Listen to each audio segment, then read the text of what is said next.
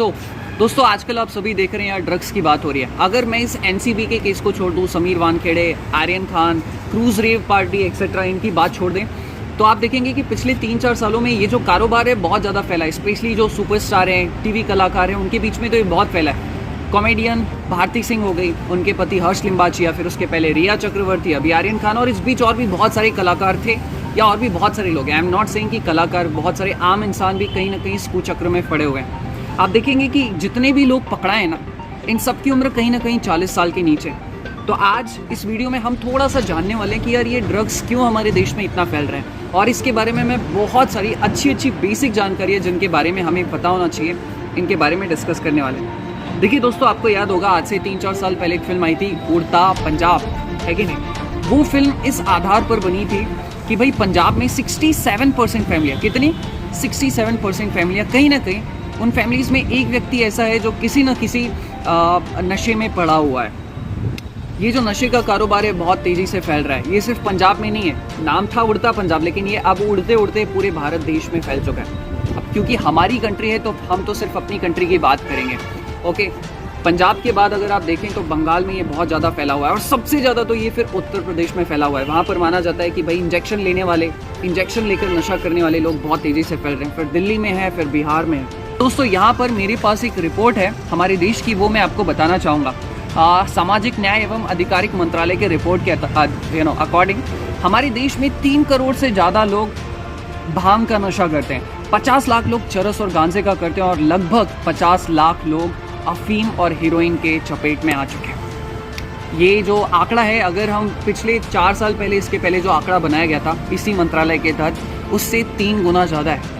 यानी कि ये जो ड्रग्स का कारोबार है, अफीम, हीरोइन, गांजा, इसका जो व्यापार है वो बहुत तेज़ी से बढ़ते जा रहा है। और एक रिपोर्ट में कहा गया कि ये जो व्यापार है 700 अरब डॉलर का हो चुका है। कितने? 700 अरब डॉलर का हो चुका है। आई थिंक हमारे देश में ये क्यों फैल रहा है उसके मैं कुछ सबसे बेसिक रीज़न बताऊं तो यार, सबसे पहला जो रीज़न है वो है भौगोलिक रीज़न, यानी कि ज्योग्राफी। हमारी कंट्री की ज्योग्राफी ऐसी है कि हम बहुत सारी ऐसी कंट्रीज़ के साथ अपनी नेबरहुड शेयर करते हैं जहाँ पर ड्रग्स का कारोबार होता है, और वहाँ पर कोई इस पर बहुत ज़्यादा एक्शंस नहीं लिए जाते हैं, क्योंकि वहाँ की कंट्री भी कहीं ना कहीं इसको इनडायरेक्टली सपोर्ट करती है। जैसे कि ईरान, जैसे कि अफगानिस्तान, जैसे कि पाकिस्तान, जैसे कि बांग्लादेश, वहाँ पर इन सब का कारोबार होता है। आई एम नॉट सेइंग कि वहाँ पर ये इलीगल नहीं है, वहाँ पर ये इलीगल है, लेकिन वहाँ की सरकार इस पर ज़्यादा एक्शन नहीं लेती है, क्योंकि कहीं ना कहीं वहाँ पर भी अधिकारी मिली भगत है, वहाँ पर करप्शन है, और ये सारी चीज़ें होती हैं। दूसरा जो सबसे बड़ा रीज़न है वो है कि भाई हमारे देश में पहले संयुक्त परिवार हुआ करते थे, फैमिलीज़, बड़े बुजुर्ग सब एक साथ रहा करते थे। पहले बड़े बुजुर्ग हुआ करते थे, उनके साथ हम रहते थे तो हमें लाड़ प्यार, उनकी छत्र छाया में संस्कार मिलते थे, और बहुत सारी डांट सुनने को मिलती थी, पनिशमेंट मिलती थी। लेकिन अब क्योंकि फैमिली छोटी हो गई है, पेरेंट्स हैं, पेरेंट्स भी वर्किंग हो गए हैं, क्योंकि भाई जैसे जैसे देश पूंजीकरण की तरफ बढ़ रहा है, पैसों की बहुत हमने वैल्यू दे दी है, तो पूंजीकरण की तरफ हम लोग बढ़ रहे हैं, तो उसके कारण ये प्रॉब्लम बहुत तेज़ी से क्रिएट हो रही है। तीसरा और सबसे इम्पॉर्टेंट रीज़न मैं कहूँगा वो है हमारे देश में युवाओं की संख्या। हमारे देश में आप जानते हैं किसी भी देश से सबसे ज़्यादा युवाओं की संख्या है। अब युवाओं को क्या है, जिस तरफ की दिशा मिलती है वो उस साइड पकड़ लेते हैं। तो क्योंकि हमारे देश के युवाओं को, या किसी भी देश के युवाओं को, क्योंकि मैच्योरिटी नहीं होती है या बहुत सारे और रीजंस होते हैं, तो बहकाना बहुत आसान होता है। तो इस कारण से भी हमारे देश में ड्रग्स और इन सारी चीज़ों के ट्रैप में बहुत जल्दी फंस जाते हैं। तो हमें इन सारी चीज़ों से बचना चाहिए, ये बात आप सभी जानते हैं। बहुत सारी सरकार बहुत कम कोशिश करती है, सरकार इन्हें अपने एजेंडे में ही शामिल नहीं करती है। आजकल आप मुझे कोई ऐसी पार्टी बताइए जिसके एजेंडे में ये लिखा हो कि भाई हम ड्रग्स के खिलाफ एक्शन लेंगे, या अगर कहते भी हैं तो वो उस पर उतना फोकस नहीं करते, और सरकार आने के बाद तो वो इस टॉपिक को भूल ही जाते हैं। अब वो सरकार, उनका करप्शन या कुछ और रीजंस हो सकते हैं, मैं नहीं जानता, बट हमें खुद ही एक्शन लेना होगा। कब तक हम दूसरों के भरोसे बैठे रहेंगे?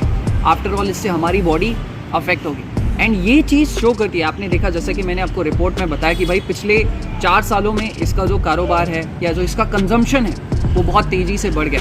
बहुत सारी सरकारों ने, बहुत सारे अलग अलग देशों ने इस पर बहुत सारे सम्मेलन बुलवाए, बहुत सारे रूल्स बनाए, लेकिन क्या मतलब? हमें खुद ही सतर्क रहना होगा।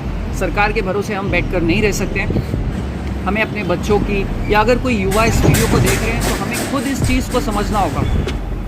नहीं तो आप समझ सकते हैं कि ये जो संख्या है ये कितनी भयानक है, और ये शो करती है कि हमारा जो देश है वो किस रास्ते पर जा रहा है। अगर देश देश के लोग, देश के युवा दिशाहीन हो तो पतन बहुत आसानी से होता है। इसी के साथ इस वीडियो को समाप्त करता हूँ। धन्यवाद, शुक्रिया।